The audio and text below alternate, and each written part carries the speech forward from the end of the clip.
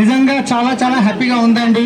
So ఎందుకంటే ఒకప్పుడు ఈ బిజినెస్లోకి రావడానికి ముందు శంషాబాద్ ఎయిర్పోర్ట్లో క్యాబ్ నడిపించి సొంతంగా తర్వాత ట్రావెల్స్ బిజినెస్ పెట్టి దాంట్లో 24 లక్షల అప్పులు అయిపోయి ఇంకా అప్పులు కట్టలేని పరిస్థితిలో సూసైడ్ చేసుకుందామన్న వ్యక్తిని, కానీ ఈ వెస్టీజ్ అవకాశం వచ్చినప్పుడు నేను కూడా ఫస్ట్ టైం నమ్మలేదు. కానీ ఆ ప్రోడక్ట్ వాడిన తర్వాత ఫ్రీ జాయినింగ్ కదా అని చెప్పి జాయిన్ అయ్యి ప్రోడక్ట్ వాడి బాగుండి మా అప్లయన్స్ మీటింగ్ రమ్మంటే ఆ మీటింగ్కి వెళ్ళి ఒక నిర్ణయం తీసుకున్నాను. ఆ నిర్ణయం తీసుకున్న తర్వాత ఇది నాకు సరైన అవకాశం, నేను ఇక్కడ చేయొచ్చు, నాకు ఒక ₹1,00,000 వస్తే చాలు ఈ బిజినెస్లో అని చెప్పేసి నిర్ణయం తీసుకొని కష్టపడ్డాను. చాలామందికి చెప్పాను, చాలామంది నమ్మలేదు. ఇవన్నీ రాత్రికి రాత్రి ఈ బిజినెస్లు ఉంటాయని చెప్పి నెత్తిలో చేయబెట్టి ఎంటికలు చూపించేది, ఇన్ని చూసినామని చెప్పేది. మేము నువ్వు ఎప్పుడు తెలుసు నాకు లాగులు వేసుకునే పర్సన్ చూస్తున్నామని ఎంతోమంది ఎగతాలు చేసిర్రు. కానీ నేను వాళ్ళ మాట నమ్మలేదు. ఈ ఆపర్చునిటీ ఇచ్చిన వాళ్ళు మా అప్లయన్స్ మా వినింగ్ సిస్టమ్ని నేను ఫాలో అయ్యాను. ₹1,00,000 రావడానికి 2 సంవత్సరాలు పట్టింది. కానీ ఆ 1,00,000 2 లక్షలు కానికే టైం పట్టలేదు.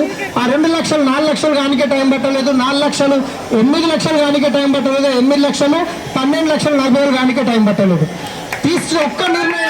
ఒక్క నిర్ణయం తీసుకునే అవసరం ఉంది. ఒక్క రోజులో ఎప్పుడు జీవితం మారదు, ఒక్క నిమిషంలో జీవితం మారదు.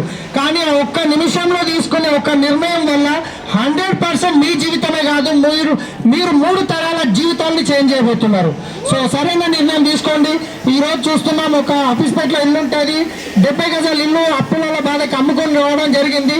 ఆ రోజు చాలా ఏడ్చాను నేను గిట్ట లోపల మా వైఫ్కి తెలియకుండా. కానీ ఈరోజు ఇంచుమించు 3 నెలల్లో గృహప్రవేశం చేయబోతున్నాం. దాని వీడియోస్ అన్నీ అంటే ఇంటీరియర్ వర్క్ స్టార్ట్ అవుతుంది. అది అయిపోగానే నేను వీడియో చేసి ప్రొఫెషనల్గా వేసి అనౌన్స్ చేస్తాను. సో ఈరోజు చూస్తున్నారు 70 లక్షల పైన కార్ తీసుకోవడం జరిగింది.